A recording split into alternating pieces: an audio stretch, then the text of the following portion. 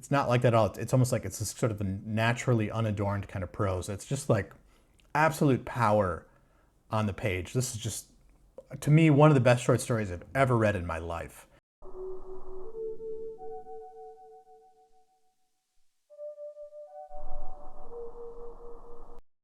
All right, welcome back to Please Read Your Book.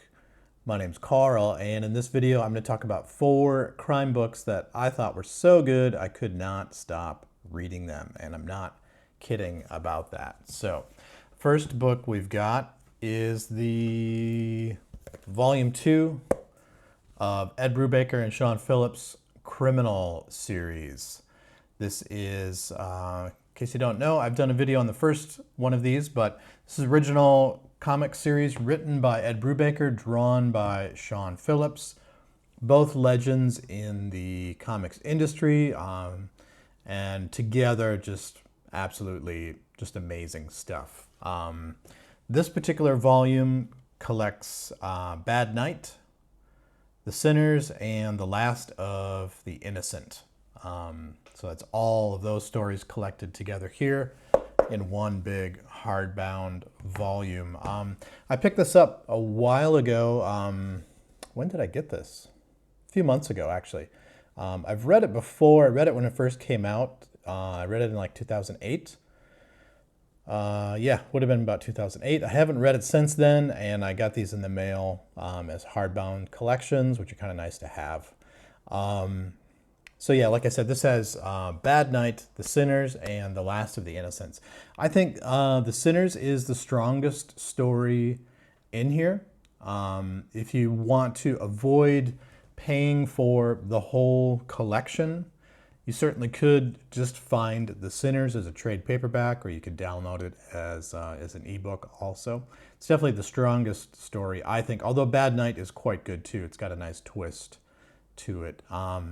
So The Sinners brings us back to a great character in this series. He appears in quite a few stories from Brubaker and Phillips in the criminal series. It's Tracy Lawless.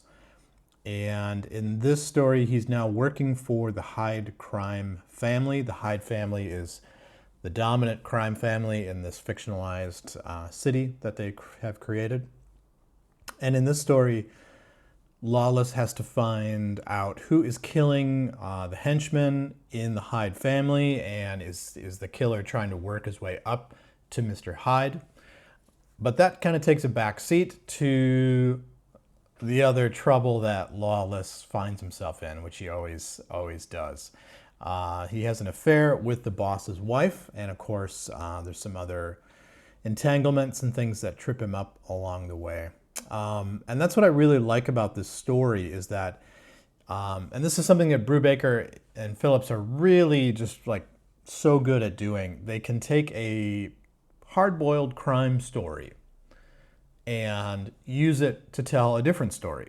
And in this particular case, it's a story about broken people in toxic relationships, and how people in relationships are looking for different things. They're not aware of it. You know, a relationship starts and both people think they want the same thing, but they actually have different motives. And then how is that going to play out? Is it a momentary distraction? Is somebody looking for an escape? You know, what's really going on? And I think that's what always makes Brubaker and Phillips writing so good, is, you know, the story within the story, if you will, or the real motivations of the characters. And it's great too because, like, you know, typically I should stop waving this thing around because I'm just going to show panels here. But one of the things that makes Brubaker and Phillips so great as a duo is typically, you know, in crime stories, most of the characters are going to be flat. They're going to be static. But they'll take the characters and push them and make them dynamic. And you'll see characters change, and we start to examine and get into the motivations of the characters and how that's really shaping the story and really driving the story, rather than just external tropes and just, you know, beats and plot points and things like that. So definitely great writing. And of course the artwork is just absolutely top notch. You know, Sean Phillips, I think in this particular volume too, you really see the development of them working together in harmony to really create mood and atmosphere and to drive the story visually. There's not a lot of exposition, which I really like. The written words generally are just kind of some quick setups, and then character dialogue. A lot of the story can be told visually, which I think is just fantastic. These hardbound editions are really nice. These ones that I picked up, I have all three of them. You can see the other two on the shelf behind me. They're nice. They do contain extra artwork and essays, which are really cool. If you're into this kind of stuff, you can see, like how you kind of learn a little bit about how they develop this, how they produce it, what's their writing process, what's the production process for comics and graphic novels. So that's kind of cool. Of course, you can get all that if you download the ebook version as well. So for me personally, I'm not sure how many more of these big hardbound I'm going to get. I kind of bought the three just as kind of a treat for myself, but they are big. They are pretty heavy and pretty hefty, but they're nice collections, and they're going to keep on the shelf nicely for quite a long time. They do go out of print too. There have been several different runs. I think this is the second or maybe even the third run, and they do make some changes when they do runs. So if you're into that kind of thing, if you're a collector, it's something to look out for. So there you go. So that's Criminal Volume 2, Ed Brubaker and Sean Phillips. Definitely a top shelf read for me. The second one I read on my Kindle, and that was the Best American Noir of the Century, edited by James Elroy and Otto Penzler. If you're familiar with crime writing, you definitely know who James Elroy is. You may not know Otto Penzler. Otto Penzler is a publisher and a sort of a benefactor and a big proponent of American crime writing. So yeah, he's a major figure, and I think a lot of people don't know who he is. But this was just an absolute treasure of noir writing, just real noir writing, not necessarily crime, certainly not detective fiction, but noir writing. And I really liked in the introduction that Penzler wrote, he has a great passage where he defines what noir writing is, or actually what noir is. And I like this because it's something that I think I've thought about a lot over time. I've been thinking about it again recently, and I've been trying to figure out, I wanted to make a video to talk about what is noir, or at least, what's my definition of noir, and then what are the books and writers that fall kind of under that umbrella. And then I read this, and it's one of those things where it's if you're a writer or you're a creator of some kind, an artist, whatever, when you come across something that's just someone has done what you're trying to do, and they've done it just so well that you just realize, what, just go with the greats. So I'm going to read this passage because it's quite fitting, and it's going to go with what I talk about with some of these stories in this collection. So again, this is from Otto Penzler, the introduction that he wrote for Best American Noir that he edited with James Elroy. Here we go. Noir works, whether films, novels, or short stories, are existential, pessimistic tales about people, including protagonists who are seriously flawed and morally questionable. The tone is generally bleak and nihilistic, with characters whose greed, lust, jealousy, and alienation lead them into a downward spiral as their plans and schemes inevitably go awry.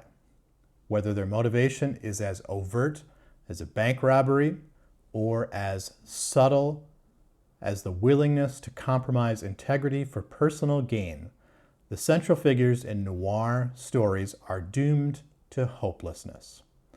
They may be motivated by the pursuit of seemingly easy money or by love, or more commonly, physical desire, almost certainly for the wrong member of the opposite sex. The machinations of their relentless lust will cause them to lie, steal, cheat, and even kill as they become more entangled in a web from which they cannot possibly extricate themselves. So, I know I certainly couldn't have said it any better than Penzler did, but what I really like here is that we've got the pessimistic tone, we've got existentialism, we've got nihilism, greed, lust, jealousy, alienation, something that's very relevant, particularly in our society today, and how all these things lead people to sort of this like almost like a domino effect of just bad choices after bad choice with bad consequence after bad consequence. And people just find themselves inevitably, not surprisingly, but inevitably, so no surprises, no twists, inevitably, it had to happen that way, in a situation that they just can't get themselves out of. And that to me is really noir. So there's nothing in there that means it has to be detective fiction, right? It doesn't have to be cops and robbers. It can be just a story of someone's life. And I'm going to share some of those stories with you. So there's 39 stories in this collection from the 1920s to the 2000s. A lot of familiar names, a lot of big names. Joyce Carol Oates, James M. Cain, of course, Elmore Leonard. There were some authors in here that I was unfamiliar with. People like Brad Morrow, who I'm going to look up to read more of. Lorenzo Carcetera. I don't know how to pronounce that correctly. Apologies to the author. So some really outstanding stories here. A couple of stories that stood out that I really liked, that definitely fall within that definition of noir and definitely aren't just your classic cops and robber detective in LA with the smoky scene trying to solve a crime kind of thing. A story by Elmore Leonard, which gets referenced a lot in essays about crime writing or in discussions of his work, but I had just never read it before. When the Women Come Out to Dance, which is just a great story. It's a really short story. I think it's 10 pages or less. Set in southern Florida. A rich housewife, has hired a Colombian woman to basically arrange her closet for her. And of course, she's got to talk about how bored she is with her life and, she wants to get rid of her husband and blah, blah, blah, blah, blah, and all the bad things that her husband does. And it's definitely a case of be careful what you wish for. And, she definitely gets what she says she wants. Whether or not it's actually what she wants is a different story. So, very good story. Really compact, really tight, just a great little story. Another one was The Hoarder by Brad Morrow, who I mentioned before. This is about a very obsessive hoarder. He's got a house just full of stuff. And also his mental health is deteriorating. And people are trying to help him, but he just doesn't want help. So it's kind of a sad story, actually. And that definitely fits into that definition or that we looked at with the people spiraling kind of out of control that have an inevitable ending to them. The story that I thought was absolutely the best in this collection, and I was so happy to see it. It's a story that I read, I can't remember when I read this, maybe 2010 or so, by Scott Wolvern called Controlled Burn. And it comes from a short story collection of the same title, Controlled Burn. Wolvern's writing is everything I look for in fiction. It's harsh, it's distinctly realistic, it's resilient, it's raw, it's unadorned without being minimalistic or purposely gaunt. Like sometimes we read writing and it's chiseled away and you can tell that the editor has cut. It's not like that at all. It's almost like it's this sort of a naturally unadorned kind of prose. It's just like absolute power on the page. This is just, to me, one of the best short stories I've ever read in my life. I cannot recommend it highly enough. And I'm so happy to see that it appeared in this collection. It's just so great when because this collection is edited by two people I really admire, James Elroy, Otto Penzler.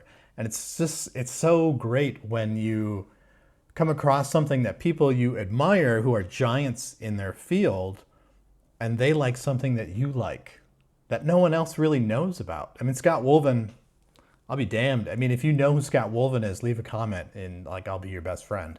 Because nobody knows who this guy is. He's not a widely known author.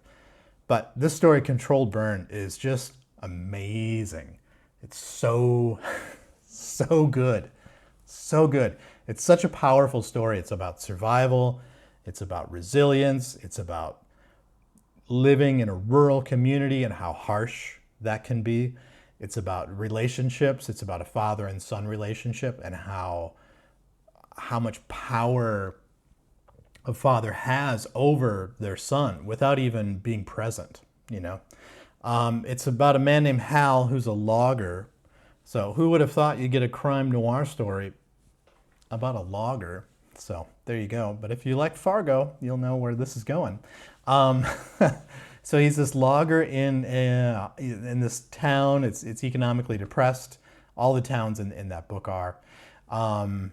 And his father is this very powerful figure in his life who's no longer there, but he's definitely always kind of looming and present. And he's got this sort of very complex relationship. And Hal's always kind of thinking back on these like harsh lessons that his father taught him. His father was also a logger. A big part of the story happens when Hal undertakes what's a controlled burn. So if you don't know, if you didn't grow up in the Midwest or in a wooded area, a controlled burn, particularly in wooded areas, but in wild areas or rural areas, is when you have a piece of land and you need to clear it. And often it's cheaper to just burn whatever's on the land rather than go in and manually or mechanically clear the land, which is better, in the environmentally better choice, but you know, a burn is what people do. And you want to just burn like a specific section of land. So that's why it's called controlled. So you're trying to contain it and you want it to begin and end in a certain place. But this was really just a metaphor for Hal trying to control certain elements in his life. And as the fire grows, it sort of becomes kind of out of control. And there's certain things in his life that are out of control too. I'm not going to give it away. But as the story unfolds, this is really like counterplay of tension between things in his life and this fire that's going on. And it's just so compelling, and it's just so like, it's hard to describe. It's just so gritty and it's just so good, so powerful. I was so happy that that story is in this book. And I'm so happy that James Elroy's name is on it, because that means that so many more people are going to read this story from Scott Wolverton. And I hope that we get more writing out of him from that. So you definitely got to check it out. Definitely got to check it out. So we go from that to Heat 2 by Michael Mann and Meg Gardiner. I'm laughing because, you know, to go from like what I think of as one of the greatest short stories I've ever read to, you know, a novel that's a sequel to a movie starring Al Pacino and Robert De Niro. But hey, whatever, these are crime books, right? Yeah, I'm chuckling because part of it too is like, I don't know if this book was necessary, but it was fun to read, and obviously I was compelled to buy it. So I bought this a few months ago, maybe 6 months ago, here in Shanghai, at a bookstore. I was just excited to see things that I recognized. So yeah, Heat 2, Michael Mann and Meg Gardiner. This is kind of a prequel and a sequel to the film Heat, also written and directed by Michael Mann.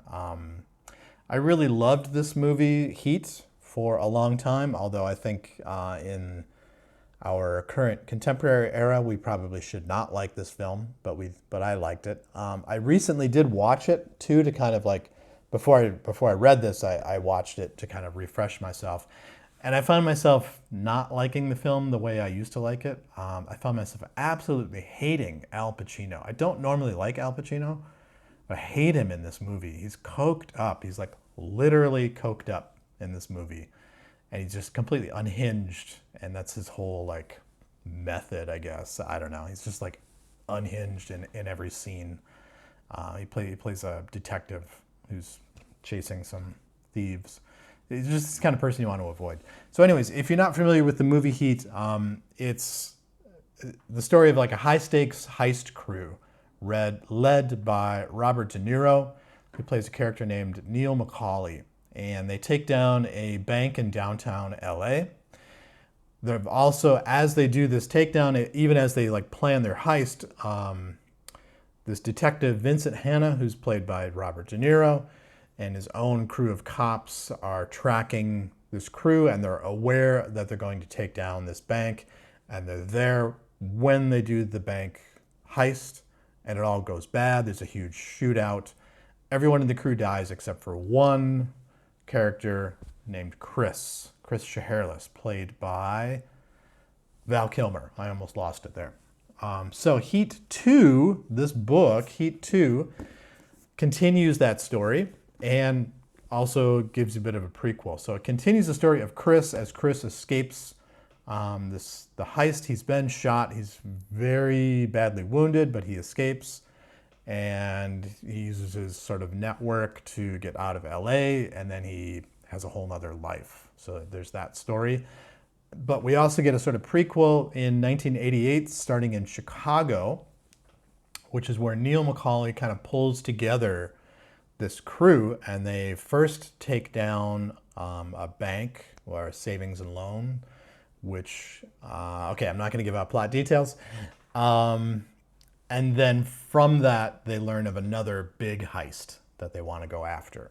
So, which is actually really good and really well written. Those parts of the book are really well written. Some of the book is not very well written. In 1988 in Chicago, while Macaulay's crew is taking down this savings and loan and also planning their next heist, Vincent Hanna is a detective in Chicago with the Chicago police, and he is trying to find this serial home invader, and who has his own crew.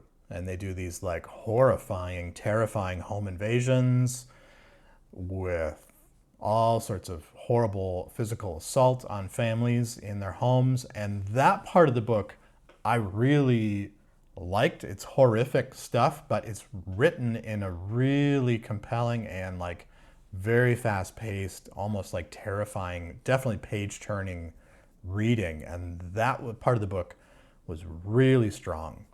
The rest of the book is a little bit weak. The bank heist takedowns are very good, as you would expect, because that was definitely the highlight of the film also. So I think that's where Michael Mann was definitely had a heavier hand in the writing. The story of Chris just seems really unnecessary, in my opinion.